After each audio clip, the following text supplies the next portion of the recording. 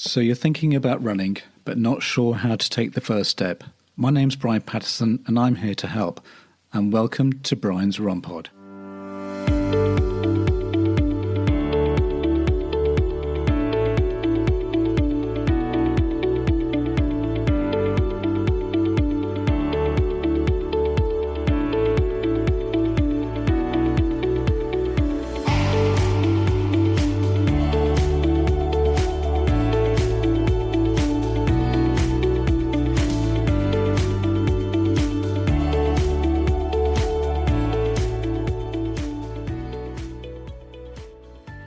Well, welcome back to Brian's Run Pod. Today we're going to be talking about events for runners, well, more specifically the birth of Parkrun. Parkrun, stylised as Parkrun, is a collection of 5-kilometre events for walkers, runners and volunteers that take place every Saturday morning for more than 2,000 locations in 22 countries across 6 continents. Well, how did it all start? Well, Parkrun was founded by Paul Sinton Hewitt on the 2nd of October 2004 at Bushy Park, London, England. The event was originally called the Bushy Park Time Trial. It grew into a network of similar events called the UK Time Trials before adopting the name Parkrun in 2008 and expanding into other countries. The first event outside of the United Kingdom was launched in Zimbabwe in 2007, followed by Denmark in 2009, South Africa and Australia in 2011, and the United States in 2012. Sinton Hewitt received a CBE for his services to grassroots sports in 2014. By October 2018, over 5 million runners were registered worldwide, and that includes me. Well, what about Paul? Sinton Hewitt was born in Zimbabwe and went to Potchefstroom High School for Boys. I completely destroyed that high school. I do apologise. As a boarder in South Africa, he became a club runner with a personal best time in the marathon for 2 hours and 36 minutes, and that's pretty fast. In 2004, Sinton Hewitt was suffering from depression and unable to run due to an injury. Plus, he was unemployed and had just lost his job. So he'd founded Parkrun as he wanted to spend more time with his friends. His philosophy from day one: I never wanted to Parkrun to compete with other clubs, and I didn't want it to compete with the races. I just wanted to be part of the community. My objection to clubs and governing bodies is that they feel that they own you and they can direct you to do things, in fact, and that's not true. People do what they want to do. All we were doing here is building a playground. If you want to come and take part, you can. People have recognised that it's free in every sense of the word. It's not just that you don't have to pay, but you're not signing your life away either. There are no terms and conditions, just the same obligations you have as a citizen walking down the street. What was the circumstances? Well, he said that it had been on his mind for a few years to start Parkrun. He said that he'd had every confidence that this time would come. Does not remind you of a famous phrase from Field of Dreams? If you build it, they will come. So in October 2004, 13 runners met up in Bushy Park, and I think I knew 10 of them out of the 13. That's what Paul says. Bushy Park and more. For the next 2 and a bit years, it was all about Bushy Park. A lot of the people were coming, but they weren't the people I expected. They weren't the races and the club runners. Those people came too, but they brought their partners and children. There were a lot of positive feedback, and a lot of people asked for more locations. It was in 2007 when they started their second run, and that was the Wimbledon Common, which was about 5 miles from Bushy Park. In that year, they went from 1 Parkrun, Bushy, to 5, Wimbledon, Richmond, Banstead, Leeds High Park. The first 3 were all my mates, he says. Then Leeds, that was Tom Williams, co-host of the Marathon Talk podcast and Parkrun's UK managing director. Now, Tom says that he remembers he saw something in Runner's World. He said, I'd won some award, I can't remember what for. It was the Runner's World Heroes for Running Award for philanthropy. And he saw the write-up, and as part of his work at the university, he'd been asked with finding some event where the students could engage with the local community, and he thought Parkrun would work. He phoned Paul, came down to see me, and I gave him everything so he could become part of the family. They doubled every year, 1 to 5, 5 to 15, 5 to 35, and so on. People asked him in those days, "What's your goal?" And I'd say, well, I think there should be a park run in every community. I don't think it would be me who'd be making that happen. So it was simple. It should just exist. In a 2013 article in The Guardian, noted that the rapid growth of Parkrun and suggested that this was mainly due to its simplicity and accessibility. Runners registered online once, turn up at any event and run. Inclusivity was also a factor, as participants have a wide range of running abilities, from fast club runners to those walking, a wide range of ages, and children running with their parents to the elderly.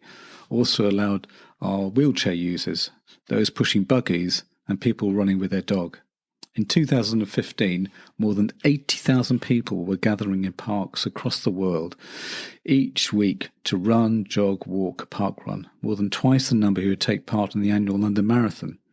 In 2016, 1.1 million different people completed a parkrun, and 142,000 gave their time to volunteer. In 2018, on average, Saturday, around 250,000 runners took part in 1,500 events spread over 20 countries. So, well, how was it funded? In the beginning, he funded everything. He went to work. I took half my salary, he says, and I put it into Parkrun. In the last 10 years, Parkrun has cost in excess of £3 million. We got our first sponsorship in 2009. Then in 2010, we partnered with Lucozade and Nike.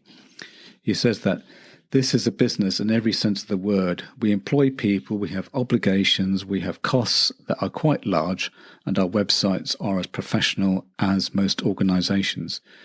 We do the best we can to make sure that this isn't Mickey Mouse.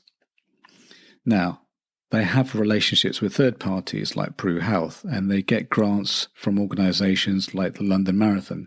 They also have a shop where they try and sell some stuff, but make sure that all the commercial activities are as low-key as possible, and so they don't invade the trust runners have in Parkrun. Well, what about volunteering? Volunteering is a very serious and difficult business. It's not like employing people directly. The key for them is that their events are short. It's easy to engage in someone as a volunteer for an hour than it is for 3 to 4 hours. However, I think that the other key thing is that when they started this, they said they'd always go for a coffee afterwards, and that the act of going for a coffee creates a sense of community, and that encourages other people to get involved. He says it's liberating for a lot of people. I started this parkrun because I wanted to do something for my community. For every one of the next 542 events, there's been at least one person who has wanted to do the same. They wanted to do something for their community, so they came forward and volunteered. So what's been the motivation? Well, the Journal of Public Health reported in 2013 study upon 7,308 parkrun participants that the events were attractive to the people who described themselves as non-runners, with women, older adults, overweight people well represented. At a 2015 qualitative study of the University of Loughborough found that the runners attending a parkrun for the first time were typically motivated for weight loss, for an improvement in their physical fitness. On the other hand, there was a range of different motivations for runners to continue regularly taking part, with runners wanting to beat their personal record, to reach a certain number of runs, join a milestone club, to enjoy being outdoors at the park, to make new friends through volunteering, or to make existing friends or a family for the run. So, how do we participate? All park runs are 5 kilometres, which is 3.1 miles in length, and are free to enter. Anyone can take part, from pensioners to parents with children, people with their dogs, wheelchair users, people pushing prams, club runners or casual runners, although not all courses are suitable for all participants. Beginner runners, older adults and overweight people are common. They usually take place at the same time, at the same place, on the same course, once per week. Excuse me. There is no formal procedure before the run, with the participants asked to arrive shortly before the start time and wait near the starting line. Our run director will make announcements giving safety instructions and community news before beginning their run. Participants run or walk the course and are directed by marshals along the correct route to the finish line. Excuse me, frog in my throat. As each runner enters the finish funnel, a volunteer records the finish place, number and time. The information recorded by the timers is later uploaded onto a computer, which allows runners to be matched with their times. Results are uploaded to the Parkrun website, which also generates a number of statistics. The results available are the finishing position for both male and female runners, the time taken to complete the run, whether or not your personal best time has been achieved, and the total number of runs completed by the individual. Their age grade result, their position in relation to other veteran or junior runners. Milestone clubs. Now, if you are a regular and you participate in various clubs, when a runner reaches 50 runs, they join a milestone club called the 50 Club, and they can claim a red Park Run t-shirt. When a runner reaches 100 runs, they join the 100 Club and can claim the black t-shirt. Likewise, the 250 Club offers a green t-shirt, and then the 500 Club a blue t-shirt. They also have the same categories for people who have volunteered.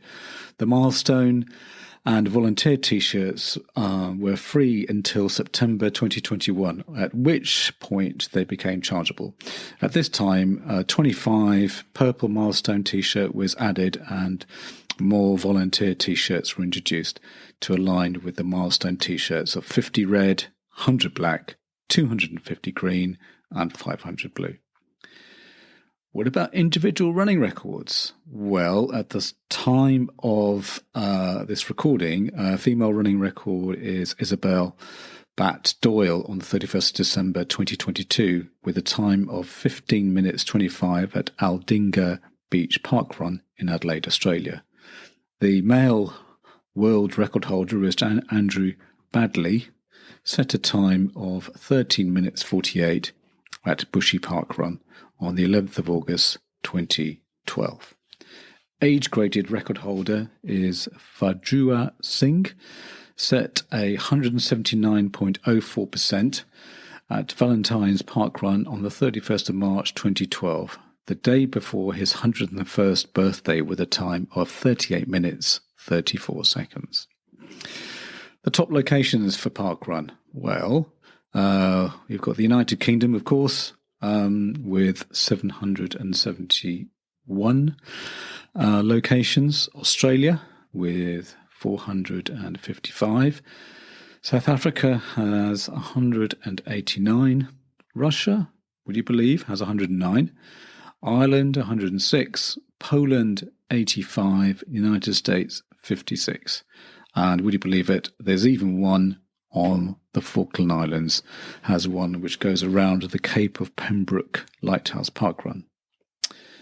Now is for that tip of the week.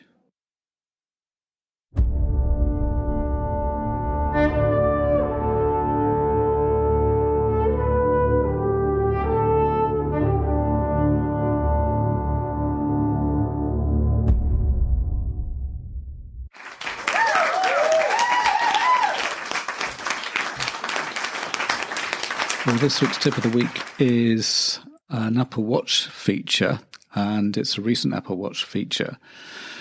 So I I know it's another we're talking about the Apple Watch again, but then again, I don't really apologise for this, as I know this might educate some people who have an Apple Watch and they really don't know that this particular feature exists, especially if they're regular runners. Now, if you want to race a route that you regularly run, there is a feature called Race the Route, which came out in Watch OS 9.2. So when running or cycling a route you do often, you can race against your last or best time. Routes are automatically generated and are available to you after you've repeated the same route with little to no deviation at least 2 or more times. So what you do is open the running app on your Apple Watch, tap next to outdoor run or outdoor cycle workout. So this is also the same for if you do cycling as well. Tap the race route tile, then select the last or personal best. During the workout, your Apple Watch shows how far ahead or behind you are compared to that particular route you're racing. You're racing as well as the remaining distance, and if you deviate from that route, it will ask you to proceed to the route, and it appears on the screen until you return to the original route. Available race routes appear as a suggested workout when you're close to the starting point of a route you've previously run. You can view all the available routes by tapping Suggested, then selecting the route. Now, if you don't see this feature and you have an Apple Watch Series 4 or above, make sure that you have the software on the watch updated to the latest OS version. So as I said at the time of recording, it is 9.2. Now, it is important that the route that you do choose, you have run regularly 2 or 3 times. So, for instance, I know I do a relaxed 3K run on a Friday before my long run, which is on the Saturday, and it'd be good to see how I'm doing on that particular route, the 3K route. So it is really important. Can't stress that enough. It is a regular route that you've run at least 2 or 3 more times. Then the feature will show up in the race route tile. This is a great feature, as it is a great way of setting up a time trial as part of your training. And this is key, as it will give you an indication as to how your training and fitness are going. Plus, it will provide you with some encouragement and to motivate you to keep going. And also it gives an immediate feedback, as it were, and you don't have to download your data to Strava to see how you're doing. So sometimes when I'm doing a route which I regularly run, it'd be just I may be thinking to myself, well, how am I doing time-wise? What's my heart rate been like? How fit am I? And how is my fitness level going? So what I might do is I would download the data to Strava or any of the running apps that I particularly use, and try and get an indication of sort of comparing the runs for that particular route.